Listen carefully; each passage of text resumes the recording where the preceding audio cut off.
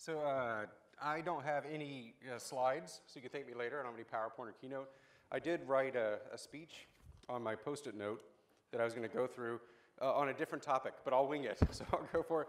And I just want to point out my name tag. It says Michael Weber, Professor of Finance and Associate Dean of Research from Macomb School of Business. So I got promoted just by giving a speech. I appreciate that. So I feel very good about being Associate Dean in business, even though I'm really in engineering. So my name is Michael Weber. You heard I'm an alum of UT. I'm not an alum of the business school, although I have friends who are in the business school, so I think that's a good start. And I teach classes for business students. I teach an energy class called Energy, Technology, and Policy that is cross-listed in engineering, policy, business, and geosciences. So I'm trying to teach business to the engineers and teach engineering to the business students, that kind of thing. So I talk to business people, and I think I know a little bit of the language. And as an alum, I have a different perspective of UT. I've been here for a long time. In fact, I was born on campus. So I was born in West Campus, actually. Seton Hospital used to be over on Seton Avenue. Seton Avenue is in West Campus. And so I was born there in 1971, and my father, Professor Steve Weber, was in the chemistry department. So I grew up on campus running around the turtle pond, all that kind of thing. So I've been here forever, it feels like. And came here as an undergrad, was in the Longhorn Band, very active. Left for California for about 11 years for master's and PhD, all that kind of stuff in engineering. Then went into the world of business for about 6 years at a startup and then a think tank. So I worked for about 6 years and then realized academia is a better gig than working, doing a real job. Like I get spring break and all that kind of stuff now, so I'm pretty happy about that. But the interesting thing is that in 2006, I was living in Los Angeles, or really Culver City, with my wife and 3 kids. My wife's a Longhorn. She was in the Longhorn Band. She was that redheaded trombone player across the field, and I just had to marry her. Yeah, we got Longhorn Band people here. And when I was a trumpet player, I don't know if you know, any band people in here? I know a couple band people. So, you know, that's right. So the trumpet player's a little self-absorbed and arrogant, right? The trombone player's a little goofy. That's my wife. So it was a match made in heaven. We were there in California with 3 kids, all of whom had been born in California. We thought it was time to move to Texas. We saw the real estate crash coming. So I sold my house at Peak, quit my job. And we moved back to Austin. I moved into my parents' home with my mom. I don't recommend you do that. But I was 35, married with 3 kids, unemployed, living with my mother. And I thought, I've arrived, right? I've achieved everything I've always wanted. And then maybe UT will hire me. UT hired me. That really worked out well. So I didn't have a job when I came here. And so I'm slowly becoming my father, which I think is sort of interesting. And the thing about my dad, he was a professor here for 40 years, retired in 2005. I joined in 2006. So there's been a continuum of Professor Weber since 1965, but different Professor Webers. He was a professor at UT in this house with 3 kids, girl, boy, boy, the middle one named David. I'm a professor at UT. I live in that house. I've got 3 kids, girl, boy, boy, and the middle one's named David. So I'm basically becoming him. And he even asked me, do you want me to tell you how it ends? I was like, no, I kind of want to... I want to figure out a few bits of this on my own. We'll see how it goes. So I'm a UT guy, and I'm back, and I do a lot of research and teaching on energy and water and a variety of things. And I'll make a couple comments. I don't have that many remarks, so I thought we'd do a lot of Q&A, which gives you a chance to hear me talk about the things you want to hear about as opposed to things that I want to hear myself talk about. So I'll talk about energy and water. I'll talk about some changing trends in business. So let's talk about energy and water. That means the energy-water nexus is something I do a lot of research on, and I think about and I write about. In fact, I have a book coming out later this year on it, which I hope all of you will buy 100 copies of. It's a really good book, I hope. The book, well, I'll talk about the book first, 'cause it's kind of funny. So I submitted the book November 29th, and that's an important date, November 29th, 2014. It was due December 1st. I turned it in 2 days early. I think that's amazing. I've never been early on anything like that in my entire life, so I think that was pretty phenomenal. And the editor, it's at Yale University Press, the editor, have any of you ever dealt with an editor? Like, editors are professionally crabby. Like, their job is to be angry, right? So I call her to get my feedback, and she goes, I like to start with the good news. Well, the good news is, it's about the right length, and you turned it in early. And that, like, it stopped there. I was like, oh, well, that's not good. So is there other news? So yes, we'll have to meet in person for the bad news. So I got the negative feedback later, but I'm working on that book. And the story of energy water is just that we use a lot of energy for water and a lot of water for energy. They're interconnected. Something like half of the withdrawals of water every day in the United States are to cool power plants. We also use water to grow biofuels. We use water for hydraulic fracturing. We use water for oil and gas, for water flooding. We use water in the form of steam to process chemicals and to refine fuel. So we use water for energy in a variety of ways. We use water to spin turbines at dams. We also use energy for water. About 13% of all the national energy consumption is embedded in water. That's to heat it, treat it, pump it, chill it, pressurize it, get water from where it is and the form it's in to the place we want it in the form we want it. So we spend a lot of energy for water, a lot of water for energy. And both of them enable each other. But the bad news is if you have constraints in one, you get constraints in the other. So you can have shortages in one, and that's a big deal in Texas. So if you have a drought, you might not be able to cool your power plant, or you might not be able to do hydraulic fracturing because a local ordinance might prevent you from doing it because of concerns about water. If you have water that's too hot, then you have a heat wave, your power plants aren't as effective. You can actually dial back on your power plants. If you have water that's too cold, it can cause a blackout. In 2011, the blackout in Texas would trigger by a freeze where a water line about the diameter of my finger froze at a couple coal plants. They tripped offline. Because it was so cold, natural gas production was low because there were what's called freeze-offs, where water coming up with the natural gas froze and clogged the pipes. At the same time, because it was cold, demand for natural gas was higher than normal, so the pressure in the lines was lower than normal. And so 50 to 60 natural gas plants that tried to come on to back up the coal plants couldn't, and so we had rolling blackouts 4 years ago, almost to the day, and that's because of a freeze. The water froze. You can also have water that's too abundant. You can have floods that threaten nuclear power plants. For example, the nuclear power plant in Nebraska along the Missouri River almost turned off because floodwaters almost went over the temporary berms they put up. And also Fukushima, the problem was the flood, not the earthquake. So water can be too cold, too hot, too abundant, too scarce, and creates problems for you.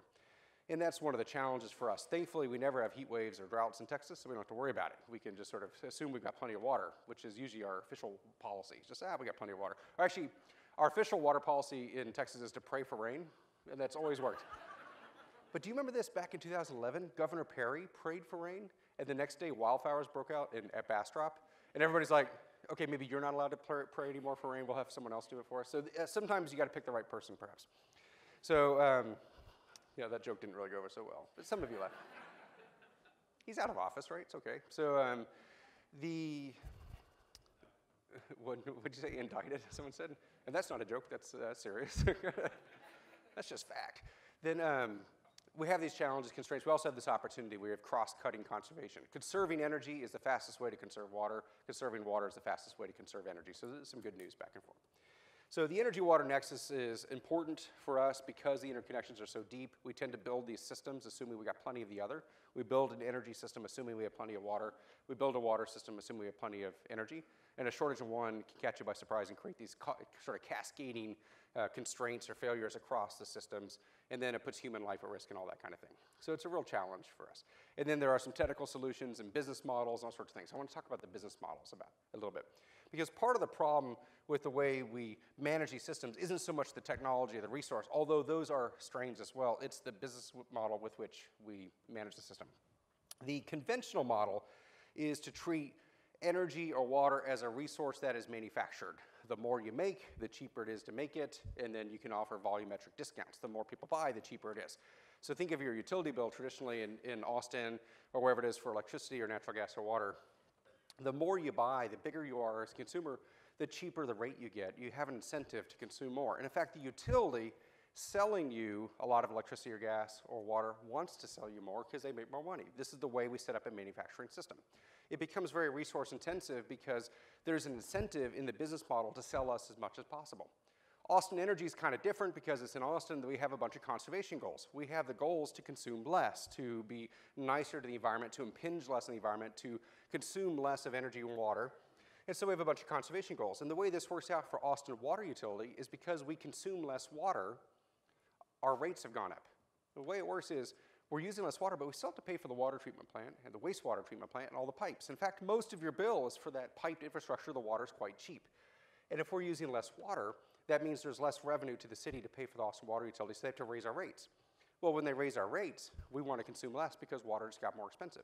And so as we consume less, they have to raise rates again. This becomes a death spiral. This is a bad business model because the achievement of conservation has been so successful, it is undermining the business health of the utility, and it's causing it to go bankrupt. And this is a fundamental problem in the business model of selling stuff by volume when you also have a goal of conservation. Same thing with electricity. We're headed that direction now. Austin Energy, an electric utility, wants to sell us less electricity because of conservation, but wants to sell us more electricity to keep our books balanced so that the utility doesn't go bankrupt. And this is a fundamental challenge. They're putting solar panels on roofs, which is basically giving customers a solution, which means they don't need you anymore. You're giving your customers a competitive technology. They are helping people achieve weatherization and conservation in their homes with better windows and air conditioners, all sorts of things that undermines their business model because they get less revenue. And they do it to be polite because the people demand it of the city council, so the city council demands it of the utility, but this is bad business for the utility. This is fundamentally flawed. You cannot, as a utility, wish to be financially vibrant and sell a lot of the stuff and achieve conservation all at the same time. These are all in conflict with each other. And this is the problem with the modern mindset of how the energy and resource industry operates. So we probably need a change. What's that change going to be? And I would say that broadly speaking, the change is to go from manufacturing of making stuff towards services. As we shift our economy from manufacturing to services, we use fewer resources per dollar of economic value. Now that's tricky because I love manufacturing. I've written a book about manufacturing. I have studied manufacturing. Manufacturing creates wealth like nothing else. For every dollar of manufacturing activity, you get like $1.8 of wealth generation. But for every dollar of services, you only get like $1.2 of wealth generation. Services means we're passing money back and forth. We're not really creating wealth. It's like we've hired a maid as a service. We pass the money from our pocket to that maid, but we've not created wealth, we've just passed the wealth around. Service industry is like suing each other or doing each other's taxes, that kind of thing. So it's a different kind of industry. It's much less resource intensive. It is much better for the environment, but it doesn't create as much wealth. So this is one of the trade-offs. We made a shift in the US economy, broadly speaking, starting in the 70s with the energy crisis, from a manufacturing economy towards a service economy. So we started to become more efficient over time because energy prices were higher, and there were other countries that would do cheap manufacturing without environmental constraints, without labor rules and that kind of thing. So we started to shift our economy and our economic makeup and our sectoral mix from manufacturing towards services, and as a consequence, our energy intensity per person and our energy intensity and our resource intensity per dollar of economic activity and wealth went down. Services are a pathway to greater wealth and to lower environmental impact. Now, part of that's a trick. We just push the manufacturing to China, so they do the dirty work, but we still benefit from it. But some of it's authentic. We really achieve some efficiencies. So how do we do that in the world of manufacturing? Well, imagine the electric utility no longer sells you electricity. We don't really want electricity. We want lights that are shining on me, or a computer, or we want air conditioning. We actually just want the services, not the electricity itself. So the electric utility could get into the business of selling electric services. And then all of a sudden, their incentives change.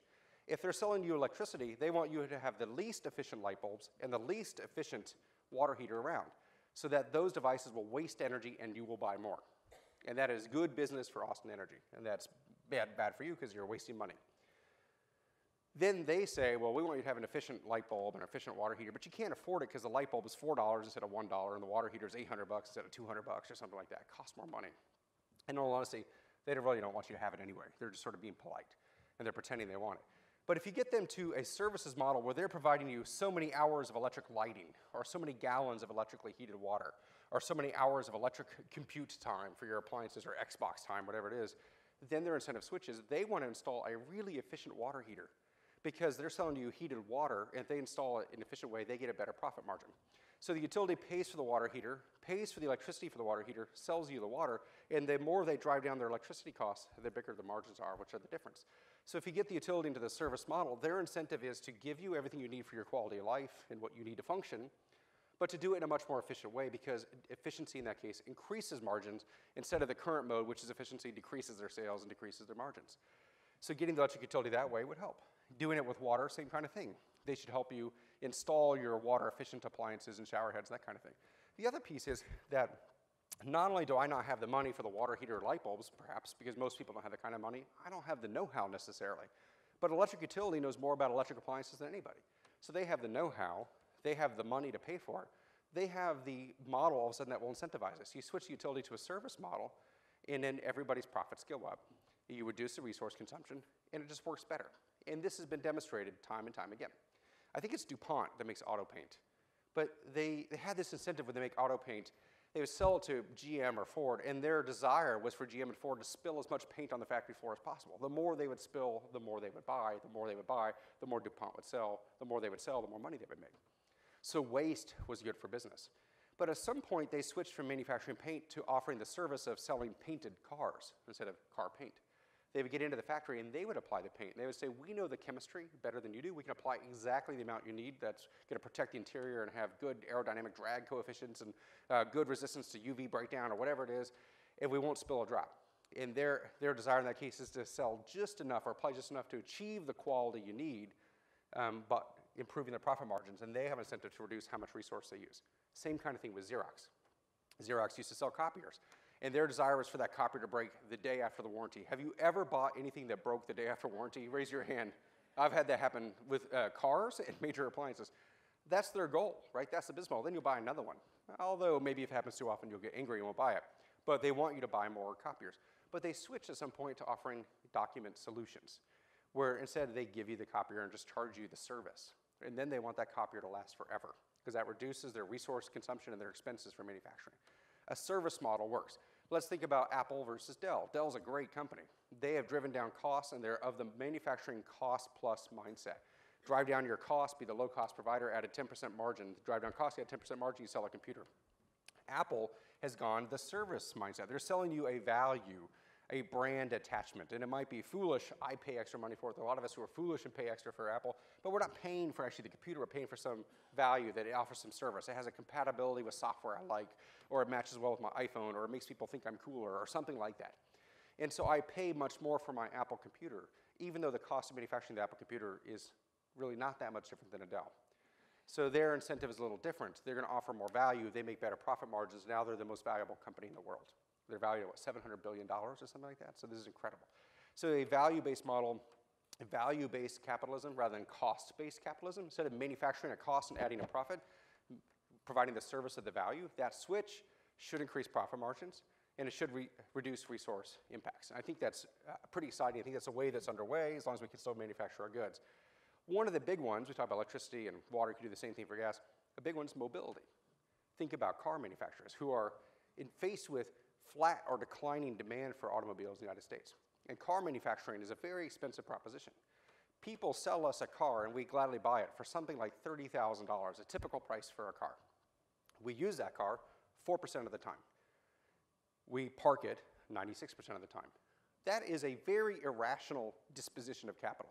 Most capital-intensive things like refineries or pipelines or airplanes, you want to use like 80% of the time or more. It doesn't make sense to spend a lot of capital on something that you're just going to let sit idle. That's not the best use of the money, even though it gives you great capability to get point to point and all that kind of thing. Well, we're not just paying for that car to sit idle. We're also paying for 600 square feet of garage. And we had to pay to build the garage, and we have to pay to air condition it in some cases. We have to pay property taxes on it in that space we can't use for something else. And then we take it to work, and we have to pay to garage it there, or someone had to pay for it. There's a parking lot or parking spot for it. So we're paying at both ends, and we're paying for the 96%. We also paid for the 4%. And then we're using the car rarely, and usually when the car, it's one of us in the car on a road next to other people in a car with one person in it clogging up the road. And there's some statistics in some cities at some times of the day, 30% of the congestion of the city is people looking for a place to park. If you've been in Austin in the last 5 years, you will agree that's true, right? You're just kind of circling like there used to be parking on the street till they ripped it up for a bike lane or something like that. So things have changed. If you go from the idea of owning a car to having car services or mobility services, everything changes. Also, think about what kind of car you buy. If you have a family of 5 like I do, I have to buy a 5-seater. There are 5 people in my car at most once a week. It's more like a couple times a month. Some people buy a truck because they tow a boat 4 times a year. Some people buy a truck because they go hunting twice a year. We tend to buy cars for our peak capacity, for that most extreme use case, not for our average use case. When most time we really need like a moped or a little 1-seater or something like that just to get us to work. And so we're paying too much for a car to meet our peak capacity instead of our average capacity, and then we park it most of the time, we air condition, pay property tax, all that kind of stuff, and this is really bizarre. This is a horrible model. This doesn't make sense. If you go to a different concept where you have mobility services, where you're not paying for the car, you're paying for the service, which really gets from point A to point B, on demand, on command, in a very efficient, time-expedient way. Well, then you might want to pay for a $90,000 car instead of a $30,000 car, but share it with 10 people. Now, that doesn't mean you're sharing it when you're in the ride. You might be alone in the ride if you care about privacy. If you're like me and you don't like other people, you'd rather ride alone. I would pay extra for that service, just to be on my own. Would people ever pay extra just to be alone? Absolutely. Do you remember pay at the pump when that came in? Remember pay at the pump when that came on? You had to pay extra? Now, sometimes this still happens. For the most part, it's the same price, but you'd pay extra to pay at the pump with a credit card. And people would advertise at some point, pay at the pump, same price as cash. That was like a big selling point. You don't have to pay extra to pay at the pump. And people had to pay like a 10% premium to pay at the pump. And we did it. And why do we do it? To avoid one more human interaction at the cash register, right? We're like, because a couple things, like first we have to talk to somebody, we have to ask them how they're doing, we have to pretend like we care. And then there might be a line. So it's not so much the human interaction, although I paid to avoid that, but it's also the risk that there'll be a 10-minute line instead of a 1-minute line. And we were willing to pay 10 cents extra per gallon, back when it was $1 a gallon gas. You remember that? We're almost there again, by the way. So instead of paying $1 a gallon, pay $1.10 a gallon to avoid human interaction, to guarantee you don't have a 10-minute line, to get home that much faster. We would pay an extra $1 for our 10-gallon tank just to get home sooner for dinner. That's pretty interesting. We'll pay extra to avoid people and to guarantee that we don't have to lose time. Now, how much extra will we pay to have this service where we don't even have to get gas at all because there's a chauffeur, which might be a robot, might be a human, who's already filled up the car for you. And by the way, when you need to go to work, you just say, I'm ready to go to work. You walk out to your curb, car picks you up. There's no garage. That's your workshop now for your hobbies or your rock band or whatever it is, or your kids' like play den or something. It takes you to work and drops you off. In the 20-minute ride, you can do emails, read the paper, do something productive instead of driving. You can text. Most people text. If you ever look around at a stoplight, you'll see most people are texting. We would rather be texting than driving, right? And this is true. We worry that with kids. We're worried with kids that texting will interfere with their driving, but it's actually the driving's interfering with their texting. They don't really care about driving. They just want to get point A to point B. You're dropped off to work. You don't have to park. You save 10 minutes for parking. So for me at UT, my parking spot's 10 minutes away from my office. At home, my parking spot's 10 seconds away from home. But some people might have to go warm up the car for a couple minutes. You save time at both ends. You're more productive in the 20 minutes in between. You do it both times a day. You've saved time. You're home for dinner like half an hour earlier or something like that because you don't have to fill up for gas. That's worth a lot of money. And then, by the way, you don't have to pay for the property taxes or parking for that car. So you can pay for a $90,000 car, share it with 10 people, drives down the cost. You get better service. And by the way, when you need to tow a boat, rent that car or have that mobility service show up. We need to help your buddy move out of their apartment, then you rent a truck or whatever it is. So with mobility services, you get the transportation you need in a more nimble, flexible way, in a more cost-effective way, and it also ends up being more resource efficient because those cars can be more efficient cars because they're tuned for commuting or whatever it is you need. There's point to point, they're not circling looking for congestion. You go on the roads, and because there's fewer people in the cars, because some people will pay less to share a car, like a mini bus, it might be 3 people, 4 people, and then that reduces the overall cost. There's fewer people looking to park. You don't have to have parking spots because those cars are in circulation. All of a sudden, you've opened up 2 lanes downtown, and so traffic moves more freely. You get to work faster. Mobility services is sort of the next big wave in this service industry because it's going to reduce energy consumption, reduce costs. It's going to be cheaper to have a chauffeur. It's going to be cheaper for you to have a personal slave driving you to and from work, and we'll call that person politely a chauffeur. And it might be a robot. It'll be cheaper, it'll be more resource intensive, it'll be more cost effective, more productive. People are going to go that way because they prefer it. My kids, 15, 12, and 8, are probably the last generation of kids who will really care about getting a driver's license. After that, they don't care. And for me, a driver's license was liberation. I could drive to Dallas for lunch and that kind of stuff just because. But for my kids, it's not liberation, it's trapping them. It's liberating to not have to park a car. Think about driving downtown to Austin to see a show or get some food at a restaurant. How frustrating it is to find a place to park. You're paying 20 bucks for it and all that kind of stuff. How liberating it would be for kids who have to get music lessons to not have to worry about their parents being dropping off because they have a car service take them, or for elderly who are no longer able to drive but need to get to the doctor. Think how liberating it would be for many people to have a car service, and then for those who don't have to park anymore. And it's going to be reinvented. It's happening right now. It's happening faster than you think. And Joseph Kopster's over there. He probably waves. He just has his startup. Well, no longer a startup. He's been acquired by Mercedes. He has a startup, Ride Scout, to help you figure out your mobility services. The reason why Mercedes bought him and his company for a lot of money, so go hit him up for a check right now for donations. You probably didn't want me to say that, did you? But he is because the auto manufacturers have realized their business model is completely hosed. It's not going to work because people don't want cars, they want mobility services.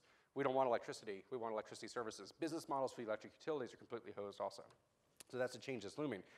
And I think one of the interesting comrades in arms for this, for mobility services, is actually the auto insurance industry. At some point, the auto insurance industry is going to start charging you more to drive a car yourself than to be driven in the car, because the car that's driven for you will be safer. And probably worth less because it's maybe a more advanced car, but a smaller car, something like that. So the insurance industry is going to drive a lot of this because their rates will affect your attentiveness to the road. And one of the big breakthroughs that allows this to happen is ubiquitous sensing, sort of infinitely cheap computing, and infinite bandwidth. We have an IT infrastructure now that can handle this kind of thing.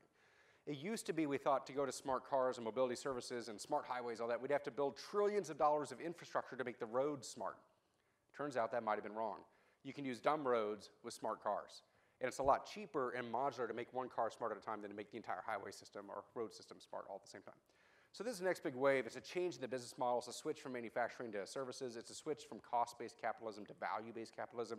Along with it comes improved quality of life, reduced environmental impact, reduced resource consumption, improved profit margins. I think this is pretty exciting.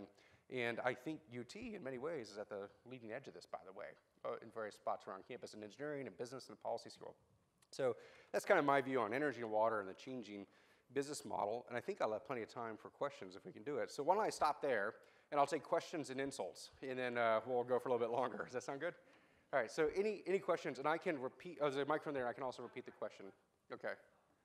And there's a microphone here. Any questions? Corrections? Anything I said you know is wrong? There's a question back there. I'll just use my outside voice. Okay. Earlier we had some discussion about desalination and how that was impacting some countries, desert countries. Any hope of that, and what does that look like on this nexus of energy, water? So what does desalination look like at the energy-water nexus? Desalination, taking salt out of the water or desalting water, is very energy intensive. It's about an order of magnitude more energy intensive than typical freshwater treatment where you take it from a surface river, pump it, treat it, and take it to a home. So desalination is about an order of magnitude more energy intensive, which means it's very expensive. And you also have to build more stuff. So it's more expensive to build the plant and then more expensive to operate the plant. And you can do it. Desalting works, and there's plenty of water in the world. We do not have a water shortage. We have plenty of water. It's just in the wrong form, which is salt water. And it's also the wrong place, like far away on top of a mountain or below ground, or it's in the wrong time of year. Like all the water is available during the monsoon, but not the other 11 months of the year or something like that.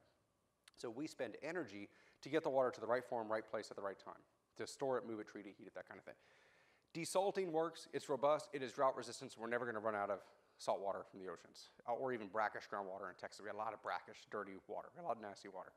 It just takes more energy and therefore more money, which means you probably wouldn't do it unless you're running out of other options. It turns out conservation's cheaper. So in places like Texas, we could quit watering our lawns. That would be cheaper than desalting.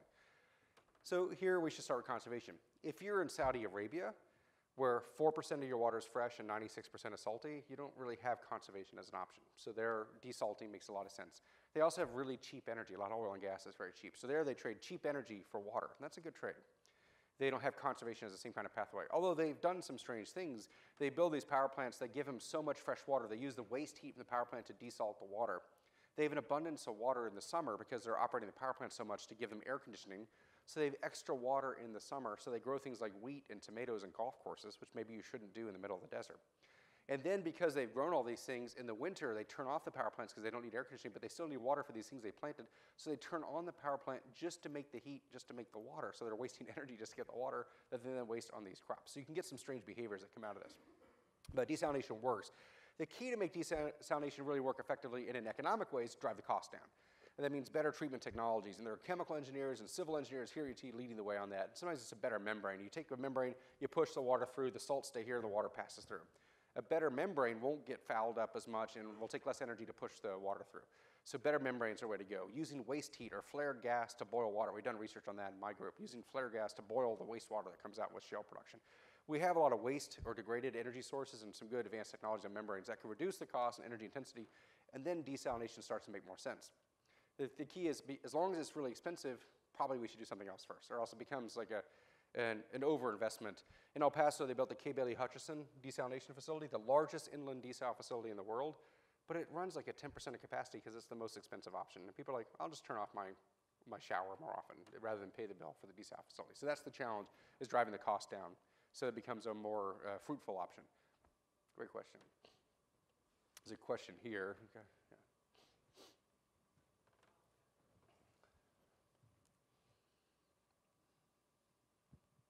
I just have a quick question on the break even between, traditional energy and all these alt energies. Are you doing studies on that with how Yes. the price has dropped and, So- what's economic and how do the metrics work from, like, is Texas different than other states? Great question. So what's the economics of some of the alternative energy sources compared to conventional sources?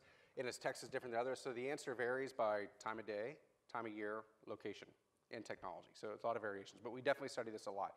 We're doing a big study right now at UT on this. It also depends on what you include. Do you include the subsidies? Do you include the environmental impacts and that kind of thing? If you just look at traditional price, how much would it cost to build a wind turbine and operate it? A wind turbine is a low-cost solution. Wind turbines are at cost parity. They're really cheap, with or without the subsidies. They're as cheap as natural gas or cheaper. Now, they're not super reliable because it's not always windy. So if you add in the other costs of backup power or storage, then wind looks more expensive. But wind is considered one of the cheap options without that problem. Natural gas is one of the cheap options, natural gas combined cycle power plants, and solar is one of the cheap ones. Solar has become one of the 3 cheap fuels.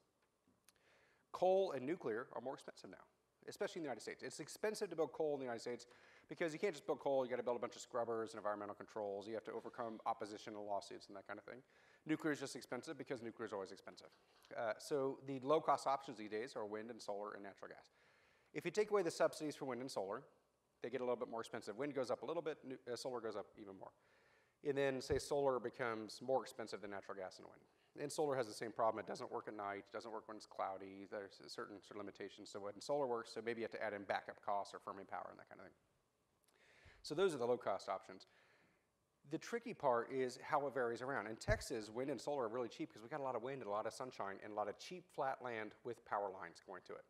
If you want to build solar and wind in Iowa, you might have to build the backup power for natural gas. You might need to build the transmission lines.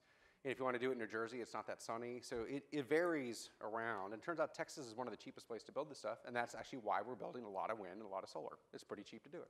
It's cost competitive. In Texans, we don't tend to do things because we like it. We tend to do it if we think it's cost effective. And wind and solar have achieved that level here. If you go to Hawaii, solar is very cost effective in Hawaii because in Hawaii they generate their electricity from petroleum, which is really expensive. So solar is much cheaper than their other options. Solar is very cost effective in Hawaii. But on average, solar is not cost effective yet, neither is wind, until you add in the market externalities or the environmental impacts. So if you take away the subsidies for wind, you take away the subsidies for solar, and then you take away the subsidies for oil and gas and coal and nuclear, it's a different kind of game. They're all subsidized. I get this question a lot. When are we going to take away the subsidies for wind and solar? And I say, the same day we take away the subsidies for all the other fuels, which is never. We like to subsidize energy. We subsidize them in different ways. Nuclear gets, no questions asked, $10 billion of liability insurance. They get loan support. They get billions of dollars of R&D every year. Coal gets $1 billion of R&D. They get favorable mining rates on lands. They don't have to pay for the pollution from the CO2. Oil and gas don't have to pay for the pollution from CO2. They get some tax deferments in Texas and other places. Those are all sort of indirect subsidies. Wind and solar get direct subsidies. So they all get subsidized at different levels and in different ways. You take away all the subsidies, they all get more expensive. It ends up looking about the same, actually. I mean, it's about the same in terms of how they stack up a little higher.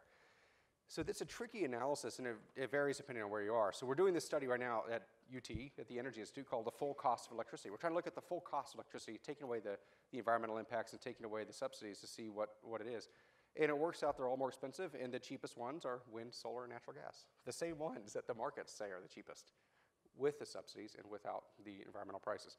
So I think it's sort of interesting. The big story recently has been, in the last 3 years, the collapse in natural gas prices and the collapse in solar prices. Solar prices have come down 80% or something like that in 3 years. Natural gas prices came down from a peak of $13 in 2008 to as low as $2 in 2012, now they're at $3. So natural gas collapsed in price, and this is really tricky because solar was told, you better drop your prices, solar, you'll never be price competitive, and they did. They dropped their prices 80%, but they were competing against a falling benchmark because natural gas also dropped 80%. And that was really tricky for solar, which is why we had Solyndra go bankrupt.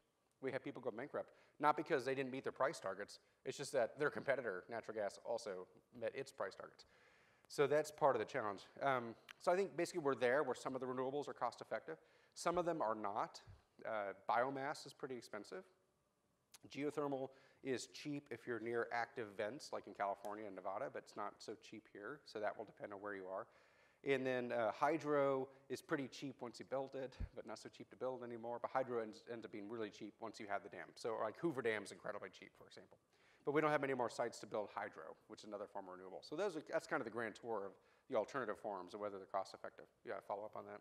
Since you so understand this so well, where are the opportunities going forward with the current regulations and where everything is priced? Opportunities like if you want to invest and make some money, yes, okay, very good. So it's a business audience. I don't know why I asked that question. So engineers are like, where can we do a really cool project that's shiny? You're like, where can I make some money? So I think that's great. Okay, so I think that the key difference between what's happening now with the 1980s is important to keep in mind, and I think it looks really good for renewables. Let's go back to 1986. Oil prices collapsed because the Saudis, in a market share war with Texas and Russia, keeps the market flooded, prices collapsed. Does that sound familiar to anybody in the room? We've watched this movie before, we know how it ends. By the way, That price collapse caused the dissolution of Soviet Union. There are many people who believe the Soviet Union fell apart because of the oil price collapse. They could not fund themselves. And Russia, by the way, has a collapsed ruble and is having trouble holding itself together, which is one reason why it's flexing its muscles right now. So oil price collapsed in 1986. There were some things that were different. In the late 70s and early 80s, oil was responsible for 1/6 of the electric power in America. So oil was a big part of the power sector. And that meant as oil prices changed, power prices changed. Also, oil and natural gas prices were coupled. Oil and gas prices went up and down together. So as oil prices collapsed, natural gas prices collapsed. In the 1980s, we had renewable energy because of the late 70s and some energy policy, this and that, but the wind and solar systems were incredibly expensive, and the policy support was really weak. We didn't have mandates for renewables and that kind of thing, just like some R&D, some experimental stuff that some hippies did in California or something like that. Flash forward to today. Things are different. Oil is less than 1% of the power sector, not 16%. So oil is barely related to the power sector, except in Hawaii and with some diesel generators here and there, like some backup power. Natural gas and oil prices have decoupled. They are anti-correlated. As gas prices fell, oil prices went up, and those are correlated. As oil prices went up, we produced more oil. We got an abundance, a glut of natural gas that caused natural gas prices to go down. So as oil prices go down, we'll stop drilling at some point, natural gas prices will go up. And in fact, oil prices dropped 50%, natural gas prices only dropped 25%. And natural gas prices dropped more because of the mild weather than because of the oil prices. So that means natural gas prices are going to hold firm or go up. And this time, natural gas prices set electricity price, not oil. So when we had energy price collapse in the mid-80s, it caused electricity prices to collapse. It killed the renewables industry because they were expensive and didn't have policy supports. Well, now this time around, natural gas sets the electricity price, not oil. Gas prices are holding firm. Electricity prices have not dropped in America. Have you noticed this? Oil price collapse, our electricity prices have held firm. And renewables have dropped incredibly since then in price, and we have policy supports for renewables. So renewables are going to be fine. It got decimated in the 80s, but this time wind and solar and geothermal, those kind of things will be fine. They have more policy support, they're cheaper, they're competing against a higher price. So that is a good investment opportunity. If you look at the energy stocks, most renewable energy company stocks have been hammered the last couple months because all energy stocks are down. And people don't realize, wait, renewables are actually decoupled a little bit. They're doing well because of a mandate or some other reason, not because of the oil prices. They have nothing to do with each other. So I would think that there's good opportunity in renewables still, because they're competing against a market that's decoupled from oil. So I would say building a solar farm, investing in a rooftop, financing models like Solar City where you lease rooftops and pay for solar. You do distributed generation where you don't have to pay for any of the backup costs, but you get all the free money from the utility locally because they haven't figured out how to fix that yet. Investing in wind farms, geothermal plants, that kind of thing. So I think there's some big opportunities there in renewables. And a lot of people are worried about that because it feels like the 1980s, but it's different this time, I would say. There's also a different cultural awareness of it. I think people see the oil prices drop, but kind of assume they're coming back sometime soon. Oil producers definitely think that. I mean, they're betting on that. Oil prices better come back up or we're really messed up. But a lot of people just kind of assume it's going to come back up at some point. So I think there's some investment opportunities there, I'd say. Question here. Just a quick comment relative to your topic also is that the renewables you described will not put further pressure on the water problem. Yes. And all the other energy sources you said will continue to and thus become more problematic for their economics. Yeah. Right? So I'll just repeat this. A lot of the renewables I talked about, like wind and solar, do not put pressure on the water system. Now, biomass does, geothermal does, so some of them do. But wind and solar don't need water cooling. They barely need water for washing. And so if you're in a place that's worried about water resources or water is becoming more valuable, which is true, there's now sort of nascent multi-billion-dollar water markets in California and Texas, Nevada, great opportunity for you to invest in water rights, then these low water intensive options become really appealing. Yeah, wind and solar have their reliability problems, but so does coal, natural gas, and nuclear have a reliability problem because of its coupling to water. So they tend to actually solve each other's problems, especially like wind and solar and natural gas. The way I think about it, the knock on natural gas is its volatility, and the knock on wind and solar is its variability. So the stability of gas firms up the variability of wind and solar, but the price reliability of wind and solar hedges the volatility of natural gas. They solve each other's problems. And so I think of wind, solar, natural gas as all enabling each other rather than competing with each other. And then if you think about water, especially, these things become more valuable. Absolutely. This is an important point. So you're saying cogeneration instead of being coal and natural gas should be wind and solar? I think wind, solar, natural gas gives you a really low carbon, low water, clean, reliable power source that is domestically made. It's domestic wind, domestic sunshine, domestic gas. I like all that. In fact, GE is selling those turbines right now. So you can buy one today. GE's like, I don't know why people don't buy this. It's really cheap and clean. You save on fuel costs. People like it because it's clean and green, so it's good marketing. So GE is selling them right now. You can get like 60% or higher efficiency integrated with the whole system. Yeah, question back here. Yeah, could you comment a little bit on the near and intermediate supply and demand situation for water in Travis County? In other words, Oh, boy. some off-channel reservoirs downstream, is that enough, or other policy changes? Can we address that? Oh, so you're talking about water. So I'm not a Travis County water expert, but the water situation in Travis County is stressed because we feed into from the Colorado River and the Highland Lakes and all that kind of stuff. We have our big rain barrels. It's called Lake Buchanan. It's a big rain barrel to catch all the rain. But a lot of the rain over the last few years have rained on Austin or further east. And we have had big rainstorms in Austin that meant nothing for our water reliability because the water hits us and passes down to the Gulf. If it rained just 50 miles further west, we could catch it in our catchments. So we have a water situation that we've had actually a reasonable amount of rain, just not in the right spot for our purposes.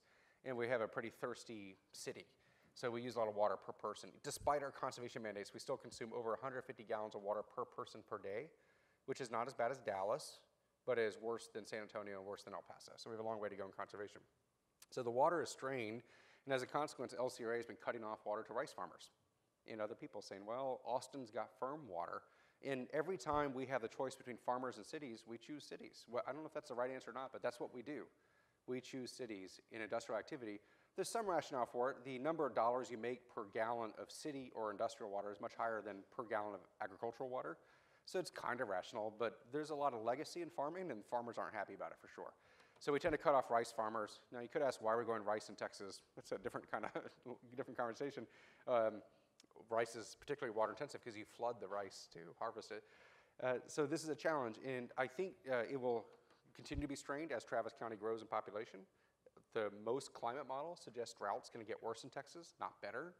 We might have some epic droughts like the 1400s come back. The tree ring record suggests that we could have not just a 10-year drought like in the 1950s or an 8-year drought like we're kind of in the middle of now. We could have like a 100-year drought, and that could get really bad for society, like it cause collapse of cities and that kind of thing. So it could get really ugly. So it's worth us investing in our water system now, I say before that really happens. And that's going to take some foresight and planning and money and some determination and that kind of thing. But it doesn't look like we're getting more water anytime soon. It looks like we're going to have perhaps less water, at most the same.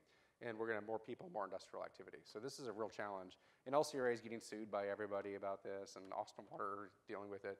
And a lot of it's just, we have our business models, our markets, our policies, our technologies, and our resources are misaligned. They're saying different things. And we need to get that all aligned towards conservation and more intelligent use of the resource, that kind of thing. There's a question here. Yes, ma'am. Oh, here comes, yeah. Okay.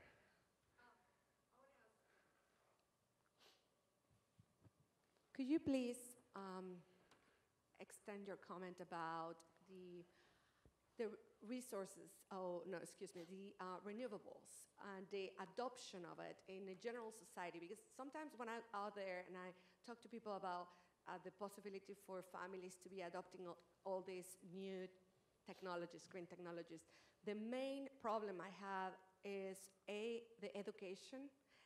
They don't really understand how this works, and I just want to see if you have inside of the Clean Energy Incubator any source of mentorship, or how are you dealing with the day-to-day person-to-person decision? This is great. So great question. How do you educate people about this? And there are two hurdles for most renewables adoption, especially like rooftop solar. It's expensive, and you don't know what to do. And do you hire a plumber, or do you hire an electrician? Do you hire a contractor? What do you do with your roof?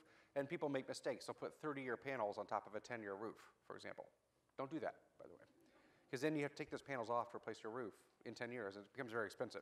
So first you should do a 30-year roof, and then you should do insulation and double pane windows. A lot of things you could do first that are actually more cost effective, and then you put your panels on. Even better, the panels are installed when the house is built, and your panels are the roof, and it's integrated. You have building integrated PV, or BIPV they call it, BIPV. So you could, a variety of things you can do, but it's hard to get people educated because we're busy. We got other things we're doing. So one way to go about it is educate the contractors, the builders, and get them educated. And so there are programs through Department of Energy or the local utility to do that. Educate the energy auditors who are helping you buy your home and doing an assessment of your home. Have them educate you. Hey, I just audited your home. It's got an 80% performance score on energy. Here are the 10 things you can do that would be really cost effective and save you a lot of energy and water. And by the way, here are coupons for them at Home Depot. That's a business model waiting to be developed, where you tie the audit with the sales transaction. So in Austin, when you buy a house, you have to have an energy audit. We have a law on the books that when you buy a house, you're doing a transaction, there is an energy audit so the buyer knows what the energy profile of the house is. But we don't use that information. We have more data than any other city except Berkeley. Berkeley's the only city that has this kind of thing as well. We've got so much data on our homes, but no one uses it. Like, okay, thanks for energy audit. What do I do with that? So you need to have the real estate agent or the energy auditor or someone tell you what to do or have it spit out an automatic report and say, here's what you need to get, and here's the person you hire, and by the way, they got 5 stars from Better Business Bureau. Because we're busy. We don't have time to learn all this. I'm an energy expert, supposedly. I'm remodeling my home right now with my wife. It is hard. I study this stuff all the time, and I got to figure out, do I want solar panels or solar hot water? Do I want a natural gas water heater or a heat pump electric heater that uses the waste heat from the oven? Or do I want to use just like passive solar heating or something like that? It's really difficult, especially for a retrofit like our house. If I were just, starting from scratch with a new house, it'd probably be easier, but still pretty complicated. So we need a little more guidance. We need the decision support tools to be simpler. We need more IT, more data, more information, more education. We do a lot of that. I do a lot of speeches, a lot of education. I have an online course called Energy 101. I sell these apps to people to educate them. I'm going to ExxonMobil next week to teach a 3-day course for them. They're energy experts. We're teaching them.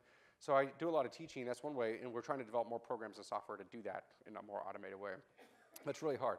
So the education piece is really difficult to overcome. The next piece is the money. Okay, I figured out I need solar panels and they cost $15,000. Well, not everyone has $15,000.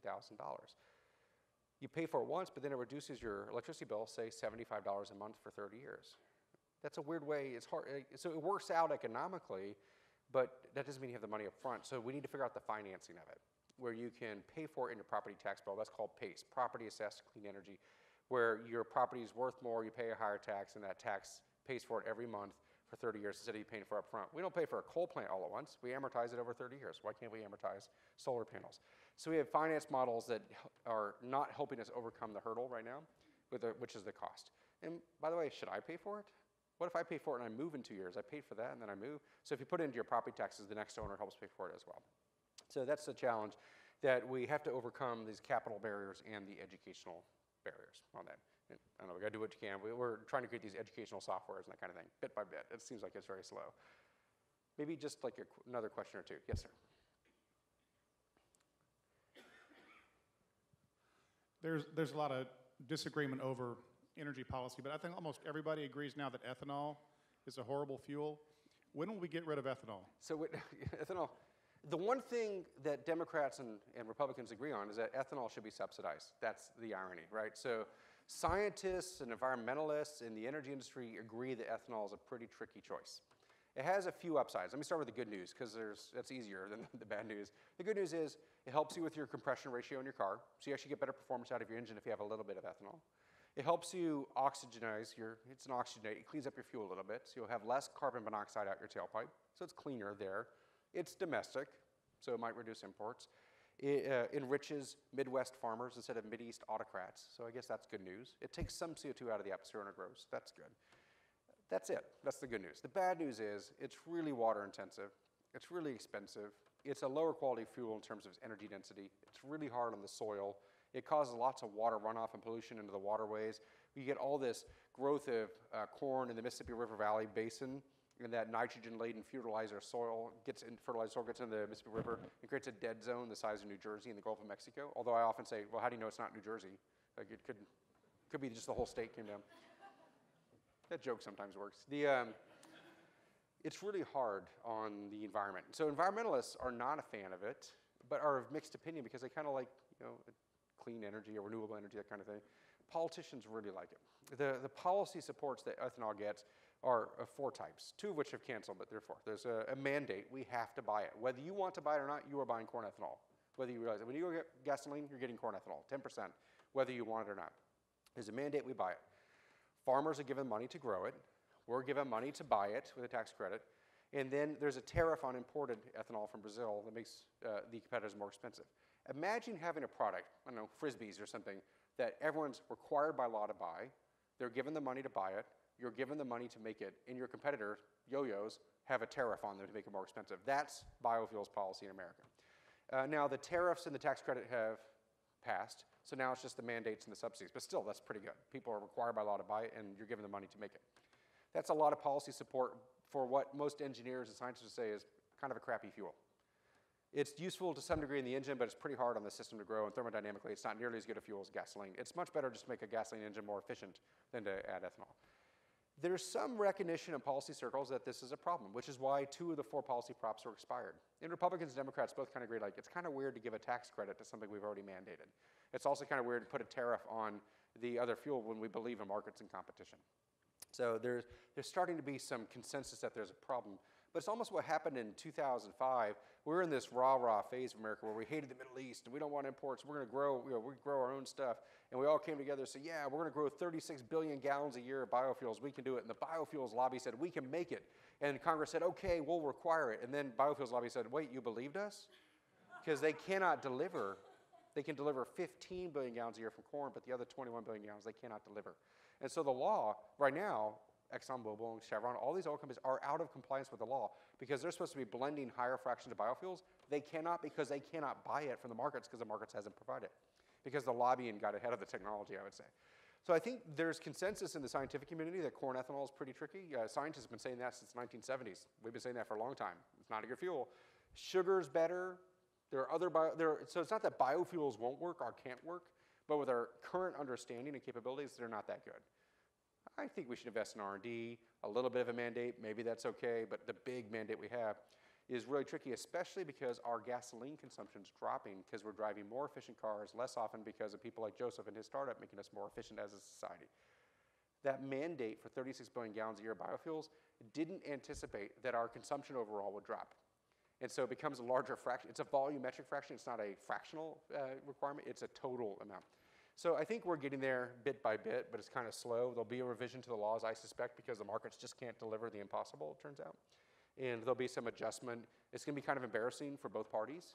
It'll probably be pretty quiet when it's done, but I bet there'll be some suspension of the law. We'll see. I think, all right, we got one eager question. Last question. So is it a good question? If it's not a good question, yeah. Okay, good question. And then I'll close.